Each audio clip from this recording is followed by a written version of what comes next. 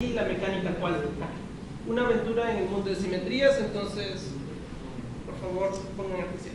Pues, antes que nada quiero, pues, disculparme por si esta plática es demasiado elemental. Entonces, como está muy difícil, ¿no? Diseñar una plática para todos, ¿no? Entonces, mi idea es que sea, entendible, ¿no? Para estudiantes desde el inicio de la carrera en matemáticas hasta el final. Pero también entiendo que hay estudiantes aquí que ya saben que es un grupo de elite y ya saben cómo son las conexiones con la mecánica cuántica. Pero quiero empezar también con un enfoque filosófico, ¿no? Sí. Bueno, me encanta este ensayo. ¿Alguno de ustedes ha leído este ensayo de Eugene Wigner o ha escuchado hablar de él? Pues Eugene Wigner fue un matemático, físico y químico en el siglo XX muy importante. Entre otras cosas, clasificó las representaciones de energía positiva del grupo de Poincaré. Entonces, él trabajó precisamente en ese punto de intersección entre matemáticas y la física, ¿no? Y de hecho, en algún momento, escribió un ensayo filosófico sobre lo que le parecía muy poco razonable.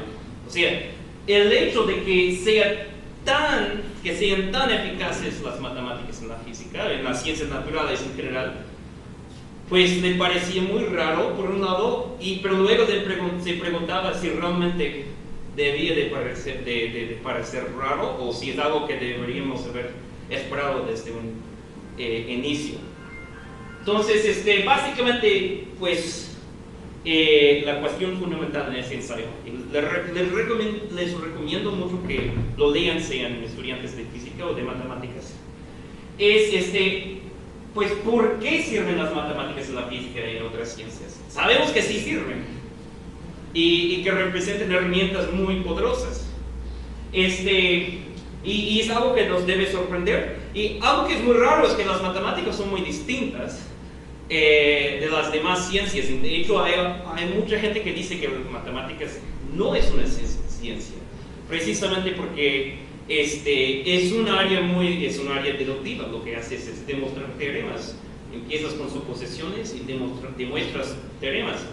Pues si bien a veces haces experimentos y conjeturas, al final de cuentas nuestra manera de comprobar cosas en las matemáticas es muy distinta, o sea, de la manera experimental que tienen en las ciencias. Y otra pregunta, si luego sirven también los modelos matemáticos, si son únicos, ¿no? Entonces quiero plantear esta pregunta. Entonces vamos a ver pues algunos ejemplos de modelos matemáticos que han tenido mucho éxito, pero a lo mejor hay otros modelos matemáticos que matemáticamente parecen muy diferentes, pero que tienen las mismas consecuencias, predicen los mismos resultados para los experimentos. ¿Y cómo sabríamos que no existan tales cosas, no? Entonces, como dice Wigner, estamos en la posesión de alguien a quien le dieron un manojo de llaves y quien, teniendo que abrir varias puertas enseguida, siempre escoge la llave correcta en el primero o segundo intento. Se volvió escéptico en cuanto a la unicidad de la coordinación entre llaves y puertas, ¿no? Que parece que algo raro está pasando. Y también el hecho de que tantas teorías, las cuales sabemos que son falsas, den lugar a resultados tan precisos, es un factor inverso. Es decir, sabemos por varias razones filosóficas, matemáticas y físicas que pues las mejores teorías que tenemos en la física no pueden ser 100% correctos. En ciertos aspectos tienen que ser falsas por las contradicciones que tienen entre sí.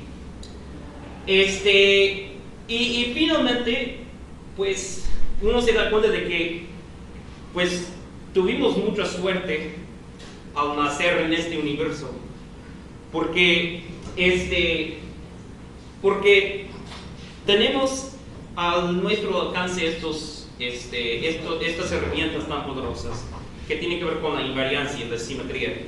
Y de hecho, sin esos principios de invariancia de Galileo o de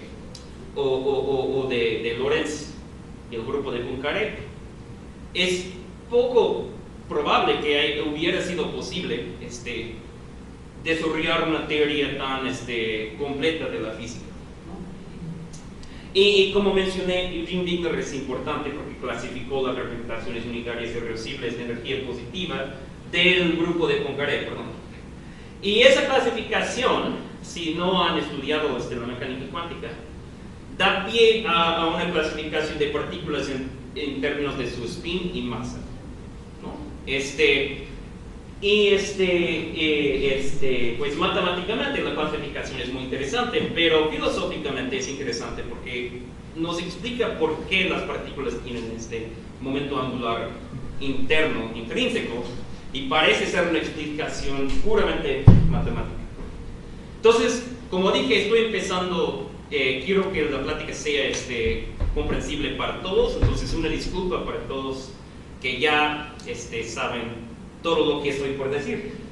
Pues entonces vamos a empezar con una introducción bueno, vamos a ver algunos ejemplos de grupos de Lie. Entonces, ¿qué son los grupos de Lie? Pues la teoría de grupos de Lie pues, sale del trabajo de Sophus Lie, un matemático noruego en el siglo XIX. Lo que estaba tratando de hacer, de hecho, su motivación inicial, y es algo que no se discute mucho hoy en día, es que estaba tratando de hacer para las ecuaciones diferenciales una teoría parecida a la teoría de Galois, que sirve tanto para estudiar los grupos las ecuaciones polinomiales. ¿Ok? Entonces, si estás usando la teoría de grupos finitos para estudiar ecuaciones polinomiales, ¿por qué no inventar algún concepto de grupo continuo para estudiar las ecuaciones diferenciales? De hecho, sí hay una teoría de Galois para ecuaciones diferenciales, aunque no vamos a discutir esa teoría el día de hoy. Pues la definición matemática es que un grupo de Lie es una variedad suave. Una variedad suave es nada más un objeto geométrico que localmente se parece a un espacio euclidiano, es decir, un espacio Rn. ¿Ok? Pero se puede pegar diferentes trozos, ¿no? De tal manera que el objeto no se Rn. Por ejemplo, una esfera. Alrededor de cada punto en una esfera, pues la esfera se parece a una copia de R2. Pero si pegas suficientes pedacitos que localmente se parecen a R2, obtienes una esfera que es globalmente muy diferente. Tiene un comportamiento muy distinto, una geometría muy distinta. Y entonces, un grupo de Lie es una variedad suave que también es un grupo, es decir, es un objeto matemático con un propio binario, asociativo y que tiene identidad e inversos. De tal manera que ese producto y la inversión del grupo son mapeos suaves. Y básicamente lo que debes pensar es que a veces cuando te dan la definición de un grupo en un curso de álgebra moderna, lo que te dan es una definición que es una definición correcta y muy importante, pero de grupo que consiste en un objeto algebraico con ciertas propiedades. Pero siempre es importante tener en cuenta que los grupos siempre se pueden realizar como grupos de simetrías de algo, ¿no? A veces, pues, en un primer semestre de álgebra moderna se conoce ese resultado como teorema de Cayley. Entonces, los grupos de Lie se deben pensar como grupos de simetría continuas, ¿no? Como colecciones de simetrías continuas de objetos o geométricos o objetos de otro índole. Entonces, por ejemplo,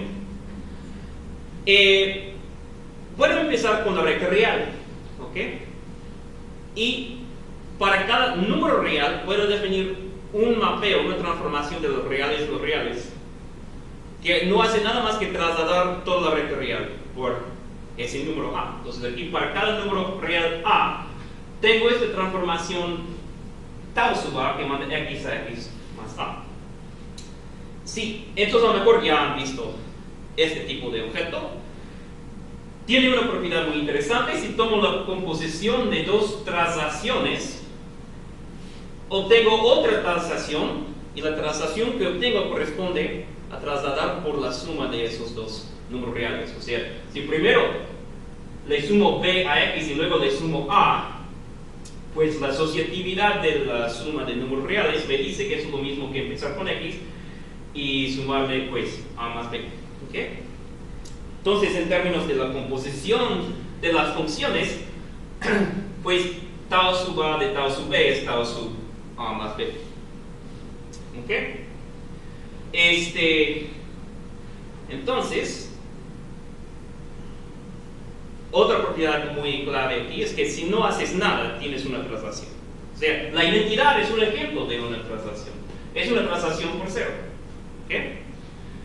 Y es una identidad para la composición de traslaciones, porque si no hago nada y luego hago una traslación por A, es lo mismo que hacer la traslación por A. Y la otra cosa es que se puede deshacer cada una de esas traslaciones, ¿no? O sea, la inversa, el mapeo inverso de una traslación es también una traslación. O sea, puedo deshacer la traslación por A por hacer una traslación por menos A. ¿Ok? Ok. Y finalmente tenemos la asociatividad. Pues la asociatividad de composición es gratis, ¿no? Estamos componiendo funciones, siempre vamos a tener asociatividad. ¿Ok? Entonces, si tratamos de construir grupos mediante simetrías, la asociatividad es algo gratis. La otra cosa es que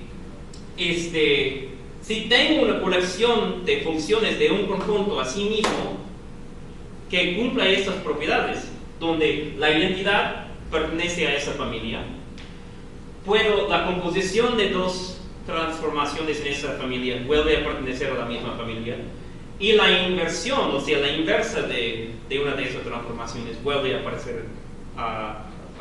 pertenecer a la misma familia, automáticamente tengo un grupo. La asociatividad es gratis, ¿no? Y el mapeo de la identidad siempre sirve como la identidad de un grupo. Ok, entonces, lo primero que sucede es que nos da una familia enorme y muy importante de ejemplos de grupos que son muy importantes. Y es muy fácil demostrar que son grupos, ¿no? Porque hay menos propiedades que tenemos que demostrar.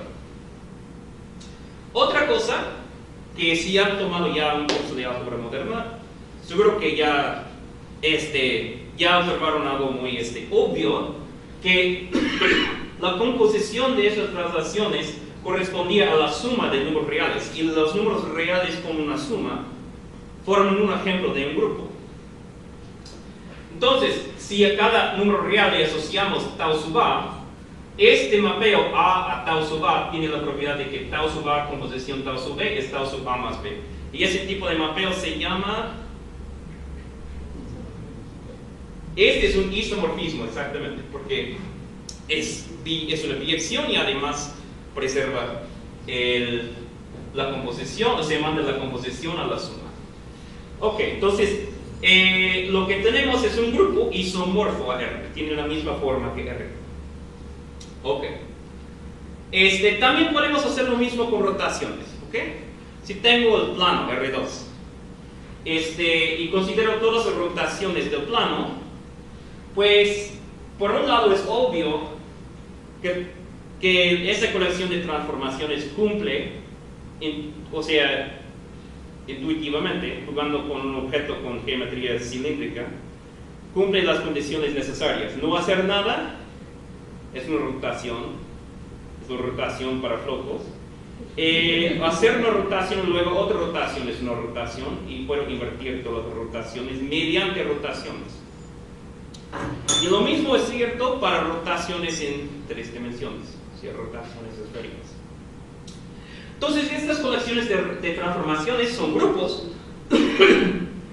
y a lo mejor han encontrado estos grupos en el álgebra lineal. En este caso se llaman SO2 para R2, SO3 para R3 y para Rn se llama SON, exactamente. Otra propiedad clave de esos grupos de rotaciones es que preservan, o sea, sí sabemos que, por ejemplo, sí, es que a veces me gusta dar este tipo de pláticas con un balón de baloncesto, pero obviamente si vienes en avión no puedes venir con un balón porque lo tienen que descargar, ¿cómo se llama? Desinflar. Sí, entonces tienen que imaginar que tengo una esfera, pero obviamente cualquier rotación de esa esfera manda la esfera a sí misma. Algebraicamente estamos preservando otra estructura también. Estamos preservando el producto interno, o producto punto de vectores, ¿no? Si yo hago una rotación, el producto punto, pues a lo mejor ya vieron en una clase de cálculo avanzado, de cálculo vectorial, que un producto punto nada más te da información sobre el ángulo entre los vectores y las longitudes de los vectores, ¿no? Entonces, si yo hago una rotación, no estoy cambiando las longitudes de vectores y tampoco estoy cambiando los ángulos entre vectores. Entonces, no se cambia el producto interno. Por otro lado, podríamos, entonces sabemos que esas rotaciones preservan productos internos, pero también podríamos considerar todas las transformaciones que preservan el producto interno, también forman grupos, se llaman O2 y O3, son transformaciones ortogonales. ¿Ok? Pero no todas las transformaciones ortogonales son rotaciones. ¿Y por qué? ¿Alguien sabe?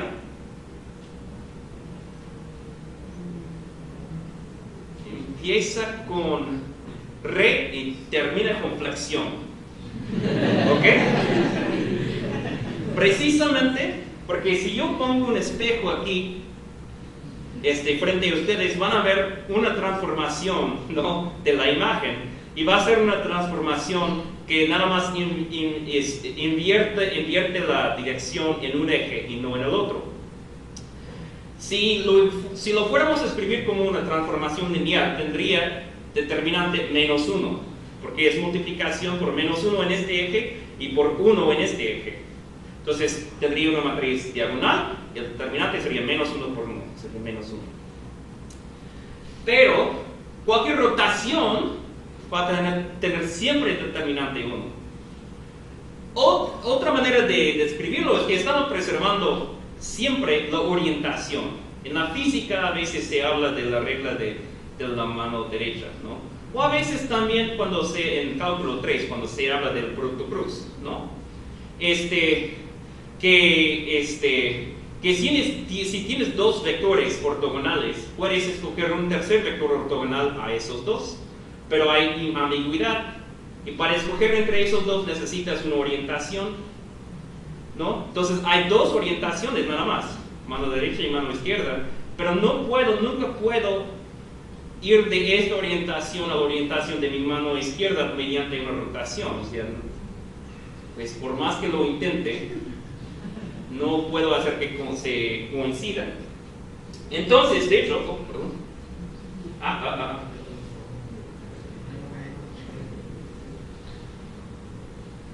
¿Dónde lo puse fuera de orden o no está en esta versión? Lo que iba a decir es lo siguiente. Que podemos decir exactamente cuáles son estas transformaciones. Resulta que tienen que ser lineales. Tienen que mandar sumas de vectores a sumas de vectores. Entonces, están preservando más estructura aún. Están preservando la estructura de espacio vectorial y de espacio vectorial con producto punto. ¿Ok? Y si son transformaciones lineales, se pueden representar por matrices. Sí.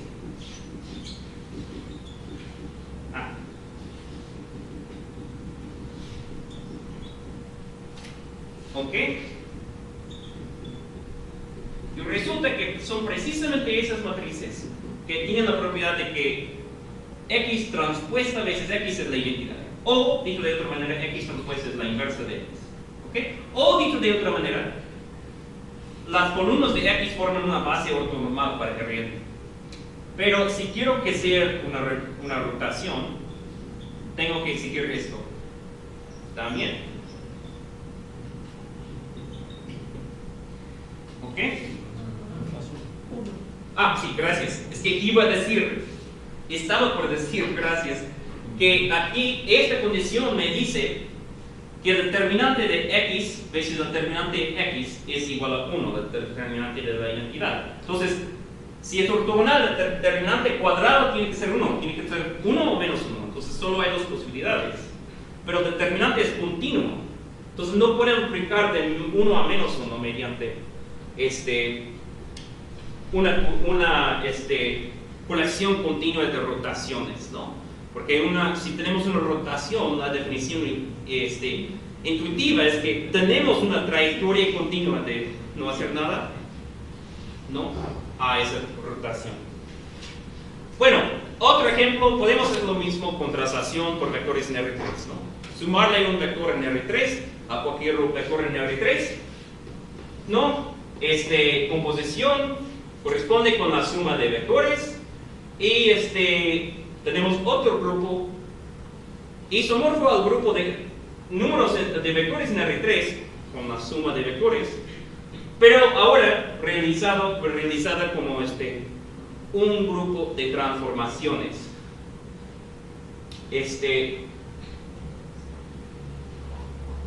De hecho, podemos combinar las traslaciones con las rotaciones.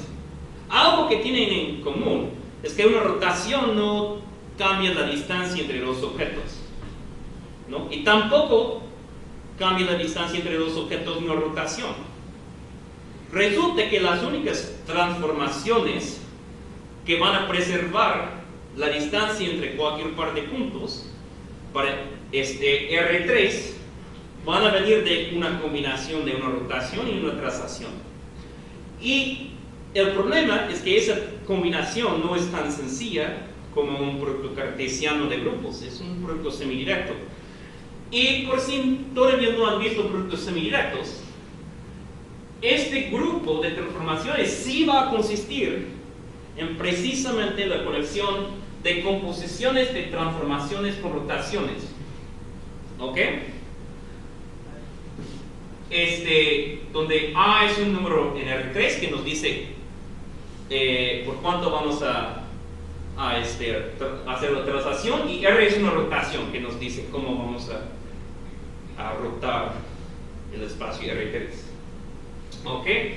Entonces, ¿cómo actúa un elemento de T de este grupo sobre un vector en R3?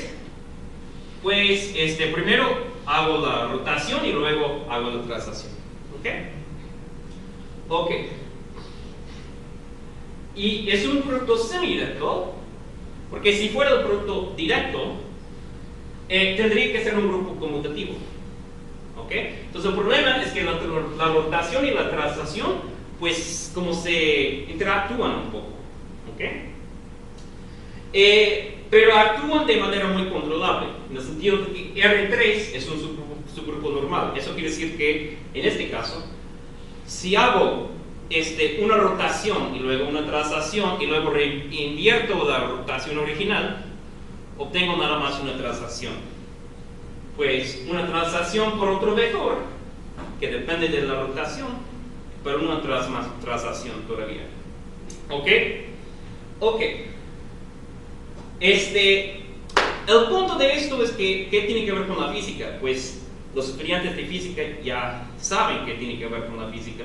Pues una de las cosas que realmente es algo interesante en la filosofía de la ciencia, discutir por qué es razonable suponer esto, pero una de las cosas que suponemos para poder hacer cosas de física es suponer que las leyes de la física no cambian de un lugar a otro en el universo. O sea, sin ese tipo de suposición, pues quién sabe si las leyes en la galaxia de Andrómeda son equivalentes a las leyes de la física que tenemos aquí. Y si no fuera cierto, para averiguar qué onda allá, tendríamos que viajar a Andrómeda y hacer experimentos allá. Y no podemos, ¿no? Entonces, para poder decir algo sobre Andrómeda, tenemos que hacer esta suposición, ¿no? Si no, todo está perdido. Entonces, vas a suponer que las leyes de la física no van a cambiar su forma si empiezas con una colección de todos los puntos en el espacio y luego le aplicas una traslación, ¿no? Porque no debes tener una diferencia entre la física alrededor de un punto y alrededor de otro. Ok, otra cosa. En la física, para describir un evento necesitas no solo su ubicación en el espacio, sino también en el tiempo. Tienes que saber cuándo ocurrió. Entonces tenemos traslaciones en el tiempo también. Básicamente tiene que ver con que podemos sincronizar nuestros relojes y no importa cuándo digo que el tiempo cero, cuándo es el tiempo cero, ¿no? Que las leyes de la física no cambian con respecto al tiempo. Entonces,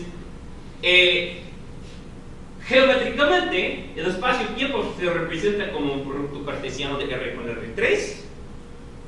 Y además, vamos a suponer que tenemos invariancia bajo las traslaciones en 4 dimensiones. Pero vamos a suponer más. Además, sería muy raro si hubiera una dirección muy especial, ¿no? Una orientación muy especial,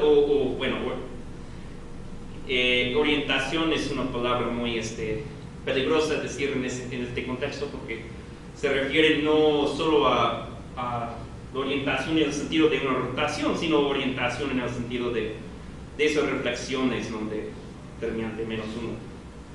Pero no debe haber una dirección especial, ¿no? Si eso sería que si desde cualquier punto en el universo hubiera una dirección en donde siempre, no importa las condiciones físicas en el entorno, la fuerza de gravedad fuera más fuerte en un eje que en otros, ¿no? Independiente de las masas y la posesión de todo, pues sería muy raro. Entonces vamos a suponer que también tenemos invariancia bajo rotaciones para las leyes de la física fundamentales.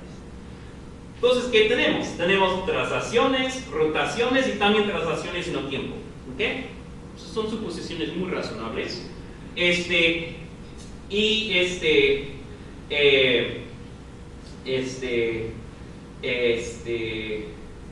Pues se me fue el avión, iba a decir algo, pero supongo que no fue muy importante.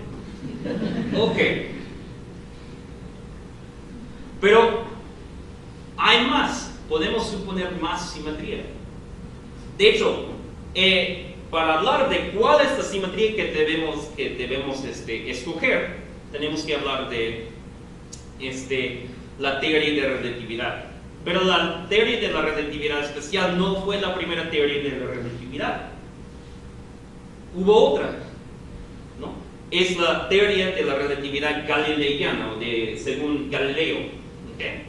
Y básicamente sí dice en cierto sentido, vamos a decir que hay algo que es relativo aquí que no es relativo en la relatividad especial.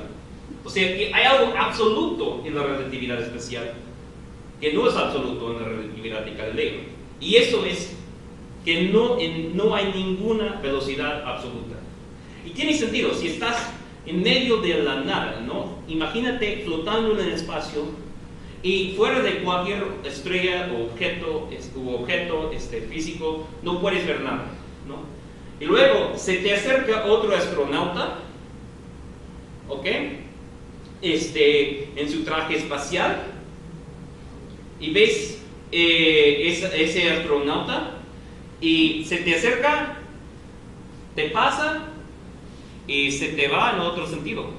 Tú dices, pues yo no me estaba moviendo, obviamente, ¿no? Siempre he estado aquí en esta posición y el centro del universo está donde estoy yo. Y él va a decir lo mismo, ¿no? Solo que para él mi velocidad va a ser la negativa, el vector negativo de lo que yo decía que era su velocidad. Y él va a decir, no, mi velocidad fue 0. Pues, entonces, para resolver esto, lo que vamos a decir es que si no estás experimentando ninguna fuerza exterior, entonces estás en condiciones inerciales. Y lo que decía Newton era que que un objeto sin fuerzas exteriores siempre se mueve en una línea recta con velocidad constante, ¿no?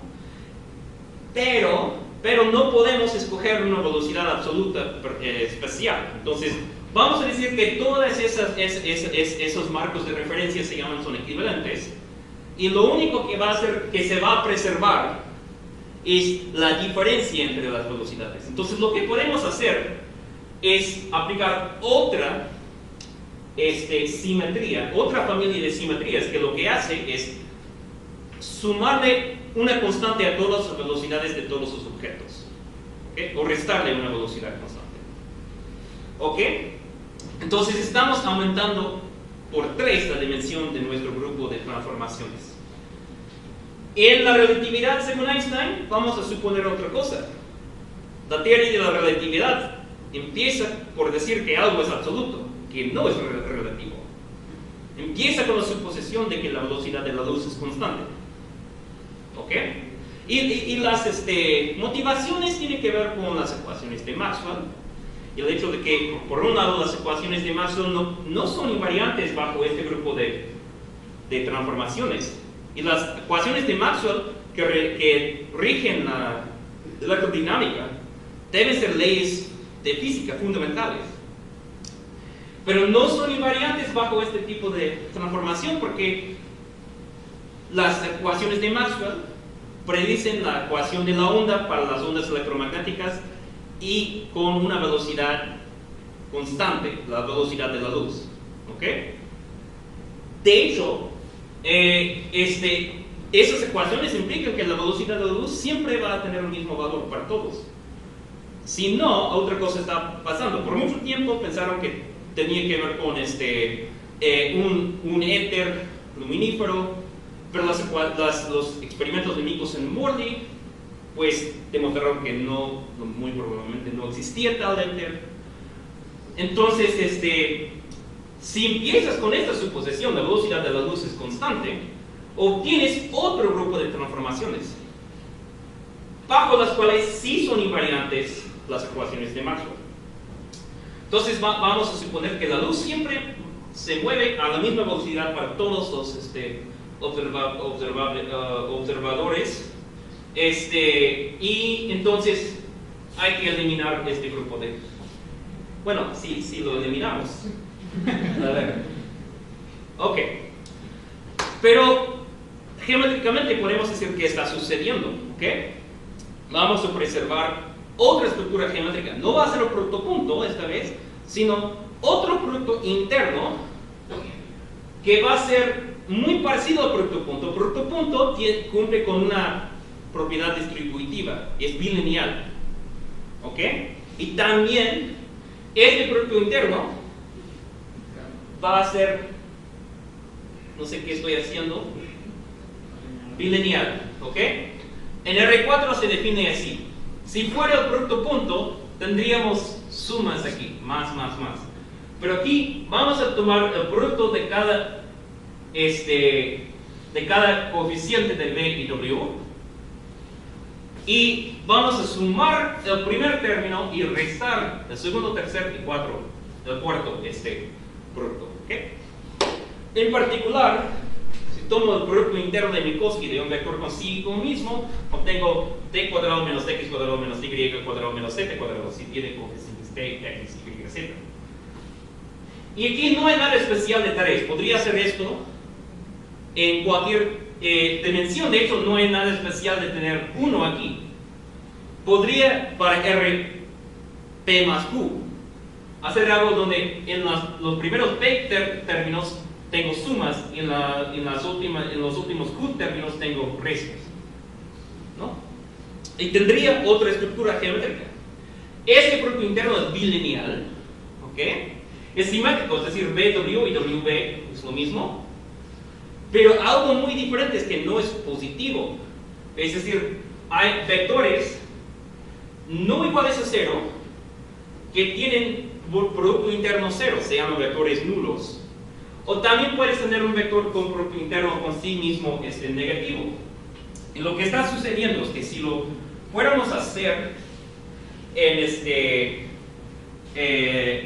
R2 en vez de R4, tendríamos solo un eje espacial y un eje temporal. Y aquí tendríamos vectores con producto interno con sí mismo igual a 0 y corresponden a los vectores de forma A, o A, menos A, ¿ok? Porque al cuadrado del primer término es igual al cuadrado del segundo término, entonces al hacer la resta obtengo 0. Se llama el cono de luz porque corresponde al conjunto de todos sus puntos que pueden ser alcanzados con un rayo de luz emitido en tiempo t igual a 0. ¿Ok? Más bien así. Y luego, si estamos aquí,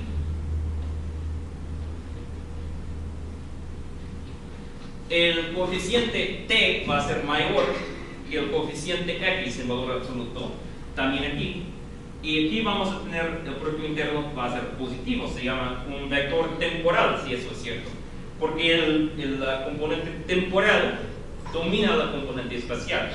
Y aquí, en esta parte, vamos a tener, y esta parte, vectores con producto interno negativo. ¿Ok? Y van a ser vectores espaciales. Ok. Entonces, pues, en la relatividad especial, la suposición más clave de todo es que las leyes de la física van a ser invariantes bajo un grupo de transformaciones distinto sobre R4. Van a ser isometrías, pero no para el producto punto, sino van a ser isometrías para este producto de Minkowski. Es decir, si tengo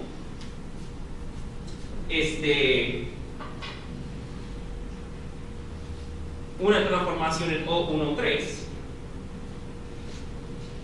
va a preservar, ahí perdón por lo de las luces,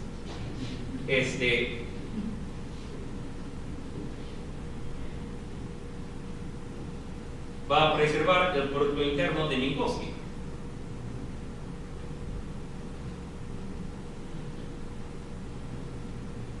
¿Ok? Y justo como antes,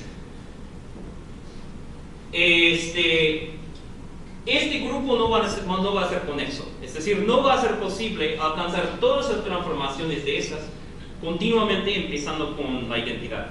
¿Ok? Entonces, si quieres pensar las rotaciones que preservan el producto interno de Minkowski, entre otras cosas van a tener que tener determinante 1. ¿Ok? Porque otra vez podemos describir una condición para ser miembro de O13, ¿ok? Que tiene que ver con el elemento y su transpuesto, el producto, y entonces de esa propiedad determinas que el determinante tiene que ser 1 o menos 1. Entonces hay un grupo SO13 de las transformaciones que preservan que tienen determinante 1, pero aún así no tenemos algo conexo. El problema es que podemos tener inversiones en el tiempo y en el espacio. O sea, podemos multiplicar el eje de tiempo temporal por menos 1 o el eje espacial por menos 1. O los tres ejes espaciales por menos 1. ¿Ok? Y el problema es que si hacemos una reflexión temporal y espacial simultáneamente, obtenemos algo con determinante 1, pero no es una rotación para el espacio de Minkowski. Entonces tenemos que restringirnos a las transformaciones que preservan la orientación del tiempo, o sea, que no manden el futuro al pasado, a menos que queramos regresar al futuro. Y también tenemos que preservar la orientación espacial. ¿Ok? Ok. Si queremos tener un grupo conexo. Ok, entonces dije que esto iba a tener algo que ver con la física cuántica. Entonces, ¿qué tiene que ver con la física cuántica? Todo esto. Pues, voy a empezar con un repaso muy rápido por algunas de las cosas que motivaron la introducción de la mecánica cuántica. Si tienes un átomo de hidrógeno, ¿Ok? Resulta que tienen un espectro, es decir, que cuando los átomos de hidrógeno tienen mucha energía, suelen emitir fotones, pero solo fotones con ciertas frecuencias, y esas frecuencias no cambiaban, o sea, siempre tenías frecuencias que pertenecían a un espectro discreto, ¿no? De hecho, hay una conexión etimológica entre el espectro de operadores y el espectro de los elementos químicos y de las moléculas. Y no recuerdo cuál fue primero, pero en el caso de uno, sí se dieron cuenta, tenemos como una colección discreta de cosas, y eso me recuerda a otro tipo de espectro. Ok, había una relación entre la longitud de onda de los fotones emitidos por el átomo y una diferencia de 1 entre n cuadrado y 1 entre n cuadrado, donde n y m son constantes, y aquí otra constante r, que no vamos a... soy matemático, entonces las constantes son constantes, y la velocidad de luz es 1, y sí. Entonces, pero aquí tenemos algo discreto, y lo que está sucediendo es que solo hay unos niveles discretos de energía que pueden tener los electrones. Y siempre va a ser más o menos, porque luego vinieron correcciones con la ecuación de unidad, con la QED, la electrodinámica cuántica, pero más o menos solo tienen niveles de energía iguales a menos 1 entre m cuadrado, donde m es un entero, los electrones dentro de un átomo de hidrógeno. Ok, entonces si cae de un nivel de energía a otro, para preservar para tener conservación de energía, el fotón que se emite cuando se cae de un nivel a otro tiene que tener una energía igual a la diferencia de energía. Y la idea de Planck fue que los átomos, un fotón tiene una energía, un fotón de luz tiene una energía que es proporcional a su frecuencia, y la constante de proporcionalidad ahora se llama la constante de Planck. Ok, entonces pues empezaron a construir estas reglas muy ad hoc de cuantización que no quedaba muy claro de dónde venían, y luego tenían algunas ideas que sí tuvieron éxito en reproducir el espectro del átomo de hidrógeno, pero no de otros átomos. ¿Qué estaba sucediendo? Pues, desde el punto de vista de los físicos, Planck decía que un fotón con longitud de onda lambda debe tener energía igual a h veces c entre lambda. ¿Ok? Donde c es la velocidad de la luz. Entonces, depende de su longitud de onda. O, dicho de otra manera, depende de su frecuencia. Y de Broglie, un físico francés, dijo, quizás también las partículas con masa corresponden a ondas. Y entonces, la longitud de onda va a depender también de su momento. El momento clásicamente es la masa veces la velocidad de una partícula. Entonces, si fuera así, tendríamos una función de onda, es decir, tendríamos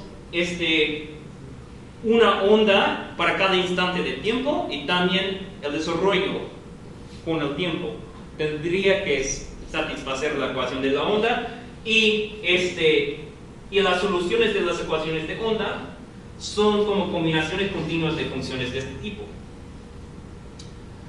Entonces, en este caso, si haces I veces H barra parcial de psi con respecto de t, obtienes esta constante E veces psi de Tx. ¿Ok? Y aquí si haces menos IH barra parcial de psi con respecto de alguna X sub I, obtienes P sub I, donde P sub I es la componente I del momento, que es un vector, porque tienes que tomar en cuenta el momento en cada eje de la partícula, veces psi de Tx. Ok, entonces la idea es Y no fue la primera idea de Schrödinger, porque Schrödinger empezó con una ecuación que parecía tener invariancia bajo el grupo de Lorentz, que es el grupo O13 que preserva el producto interno de Minkowski. Y obtuvo primero una ecuación que se llama la ecuación de Klein-Gordon, antes de Klein y Gordon, pero no reprodujo con éxito el átomo de hidrógeno. Y la razón tiene que ver con las representaciones de SU2, es decir, el spin. Voy a regresar aquí. Entonces, para los que a lo mejor no han visto, L y θ, mientras θ va de 0 a 2pi, traza un círculo, ¿no? Entonces, una función de estas x a L a 2pi y x se puede graficar así y se ve como un sacacorchos, y hay una función de esas para cada y en R. Usando la teoría de Fourier, sabes que cada función en R2, perdón, en cada función con ciertas propiedades sobre R, en particular si pertenecen a lo que vamos a llamar L2 de R, son combinaciones lineales continuas de estas funciones. Para ser más explícito hay que usar la transformada de Fourier. Entonces, la fórmula clásica de la versión hamiltoniana de la mecánica clásica es que la energía de una partícula depende de su energía cinética, que es el cuadrado de su momento entre 2 veces su masa, más su energía potencial, si tienes una partícula en un campo conservador. ¿Ok? Y solo experimenta fuerzas conservadoras. ¿Ok? Iba a ser un chiste de política, pero no. Entonces, Schrödinger,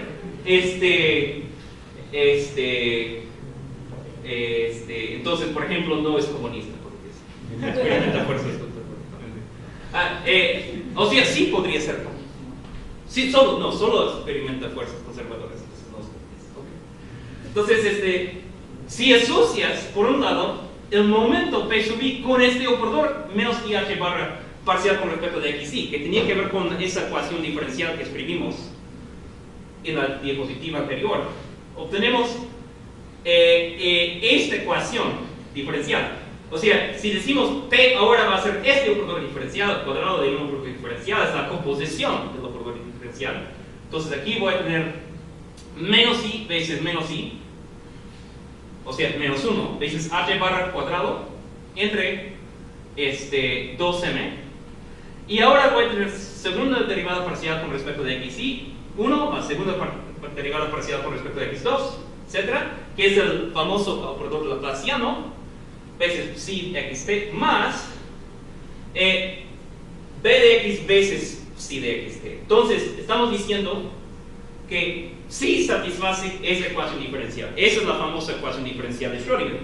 Por otro lado, Heisenberg llegó a la misma, básicamente los mismos resultados en el caso del átomo de hidrógeno, pero mediante otro camino. Empezó suponiendo que tenía matrices P y Q que satisfacían esto. Realmente no es posible. ¿Por qué? Entonces, y H barra veces la identidad. Esto no es posible para matrices, porque, o sea, nunca puedes tener matrices A y B, sean complejos o reales, tal que AB menos BA es un múltiplo de la identidad. Y la razón es que la traza de AB menos BA es 0. La traza de BA y de AB es igual. Pero la traza de A veces la identidad es A veces n, que si A no es 0, no es igual a la traza de AB menos BA.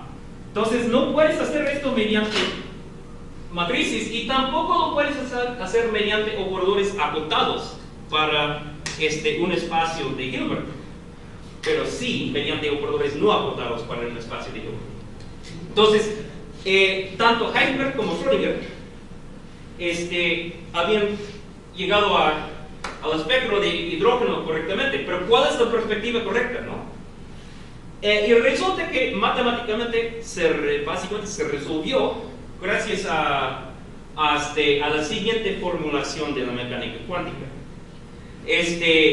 John von Neumann fue un matemático muy famoso, Paul Dirac, un físico, y pues, bueno, aquí puse la definición de espacio vectorial, pero o sea, puedes sumar vectores y puedes multiplicar por escalares. Vamos a considerar espacios vectoriales sobre los complejos, ¿ok? Por ejemplo, Cn, n tuplas de números complejos. Se pueden sumar, entrada por entrada, se pueden multiplicar por números complejos escalares, entrada por entrada. Ajá. Y otro ejemplo sería de espacio vectorial, sería el espacio de funciones de R a C, con la propiedad de que la integral del valor absoluto de la función al cuadrado es finito. La integral es de B, para los que sepan que es una integral de B. Ok, suma es punto por punto, propio escalar es punto por punto. Entonces podemos sumar dos funciones, multiplicar por una constante. Y también tenemos que hablar de productos internos para espacios vectoriales complejos. Y en este caso sí vamos a tener positividad, a diferencia del caso de Minkowski. Pero no van a ser bilineales, sino sesquilineales. Sesqui es un prefijo de latín que quiere decir 1 y medio. Entonces, van a este producto interno, porque somos matemáticos, va a ser lineal en la primera entrada y antilineal en la segunda. Quiere decir que es bisumatoria, pero si sacamos un escalar del primer término, sale como normal y sale como conjugación compleja de la segunda entrada.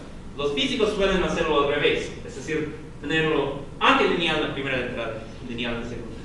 Ok, aquí lo hacemos casi como en el caso real, dado que es un producto de A1 por B1 conjugación compleja, más A2, B2 conjugación compleja. Ok, y también para funciones con valores complejos sobre los reales, definimos un producto interno. En vez de una suma, aquí tenemos que poner una integral, porque las funciones dependen de sus valores en cada punto. ¿Ok? Y finalmente, necesitamos un concepto de simetría aquí. Y el concepto de simetría va a ser el concepto de mapeos lineales que son unitarios, es decir, preservan el producto interno.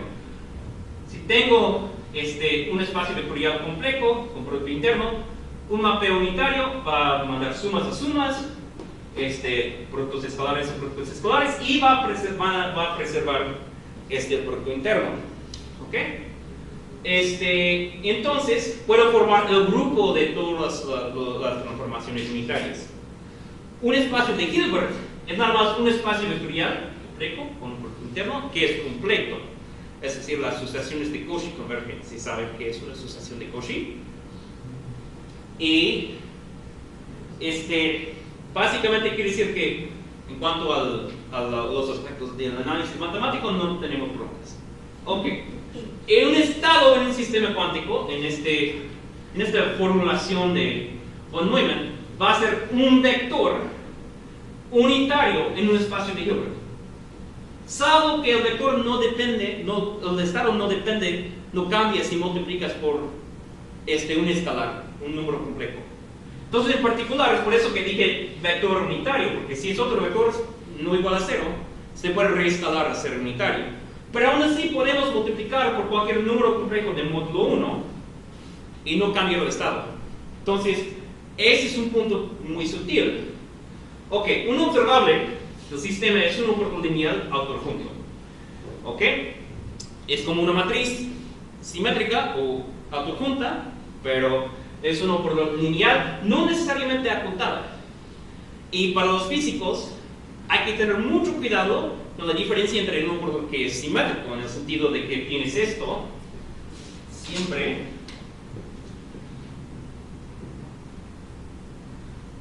para todo B y W en el dominio de A. Eso no implica que es autoadjunto, solo que es simétrico. Y para que tenga un espectro necesitas que sea autoadjunto. Ok. Pero hablando de espectros, ¿qué es el significado físico de esto? Si tenemos un estado y ese estado, o vector, es un vector propio, con valor propio lambda, eso quiere decir que si hiciéramos un experimento con el universo que estaba en el estado psi, de un observable A, un observable es algo que puedes observar, tendría el valor definitivamente de lambda. Y si es una combinación lineal de eigenvectores con valores, de vectores propios con valores propios distintos, más bien tenemos una distribución de probabilidad para cuál sería el resultado, que depende de los coeficientes en la combinación lineal. Entonces, si queremos preservar los ángulos entre los vectores, porque no podemos hablar del producto interno entre dos estados, porque los estados no dependen, o sea, dependen solo del vector hasta multiplicación por un número complejo. Entonces no podemos medir el producto interno entre estados, pero sí el ángulo, porque si multiplicas por un número complejo, no cambias el ángulo entre los dos vectores. Pero resulta que las únicas direcciones de un espacio de Hilbert que preservan los ángulos entre todos los vectores es un mapeo unitario o un antiunitario. Y el producto de los antiunitarios es unitario, así que vamos a preocuparnos por los mapeos unitarios. Entonces, para terminar, ¿qué tiene que ver con grupos? Si tienes simetría bajo algún grupo de transformaciones, lo que va a suceder es que tiene que actuar por simetrías, y esas simetrías tienen que ser mapeos unitarios. Entonces lo que tenemos es una representación, un homomorfismo del grupo al grupo de operadores unitarios. O sea, pi del producto de dos elementos del grupo va a ser una composición de esos operadores. Y en particular, puedes descomponer representaciones como sumas directas de pedacitos hasta llegar a pedacitos irreducibles. A veces es un poco más complicado que eso, porque a veces tienes que usar una descomposición continua y hacer una integral directa en vez de una suma directa, pero de todos modos, y a veces es un poco más complicado que eso, tienes factores de monominio de tipo 2 o 3, pero esencialmente, en los casos interesantes, puedes descomponer cosas en términos de pedacitos irreducibles. Entonces, las representaciones irreducibles del grupo de transacciones son precisamente esas armonías elementales, porque son homomorfismos de R a C. De hecho, a números con módulo 1, que son matrices 1 por 1 sobre los complejos.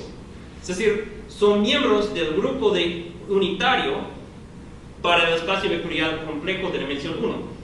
Entonces, resulta que son todas las representaciones irreducibles. Entonces, la teoría de Fourier nos dice que cualquier función se puede descomponer en una combinación lineal continua de armonías elementales, y tiene que ver con la teoría de representaciones. Estás descomponiendo una representación de un grupo de transacciones, y lo mismo sucede para el grupo de transacciones en R3.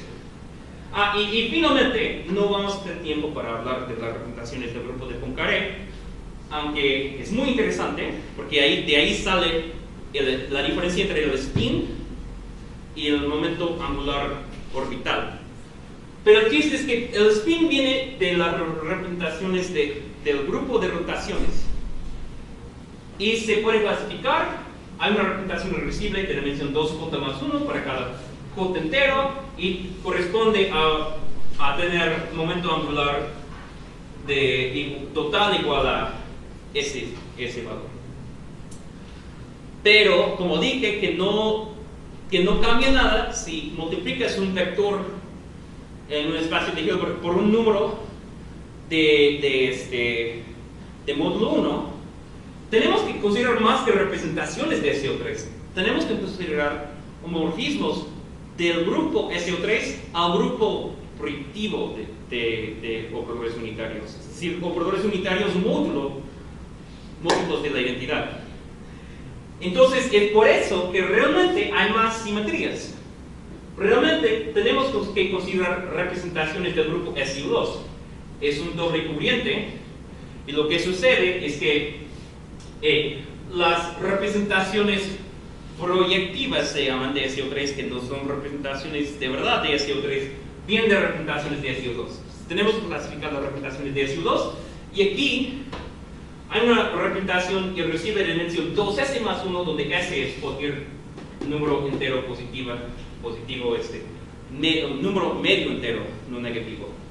Entonces, es por eso que las partículas tienen spin entero y medio entero. Ok, entonces ya tengo que terminar en menos 3 minutos, entonces voy a detenerme aquí. Gracias.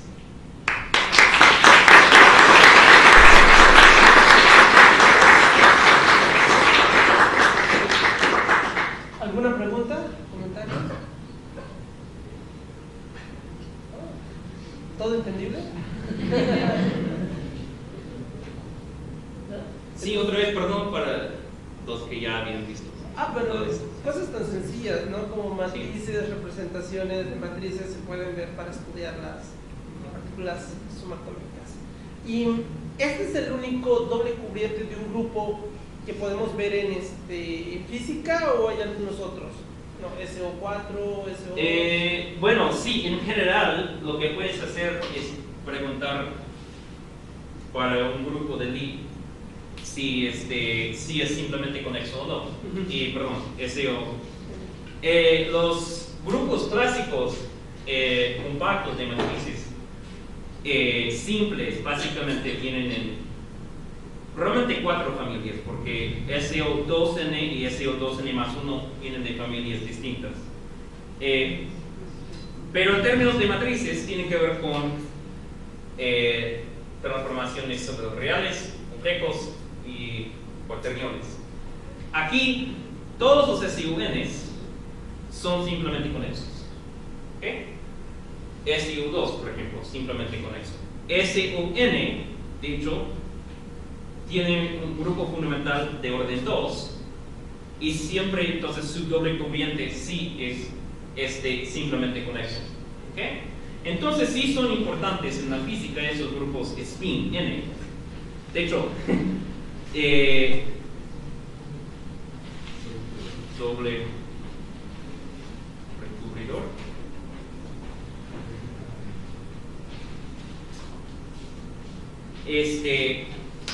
Y ya puedes ver la motivación detrás del nombre, ¿no? O sea, en el caso clásico del spin para R3, o sea, el grupo spin 3 es nada más de SU2.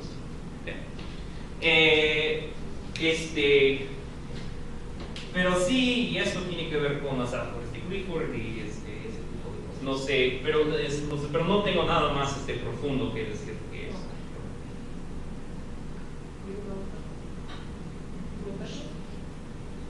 Bueno,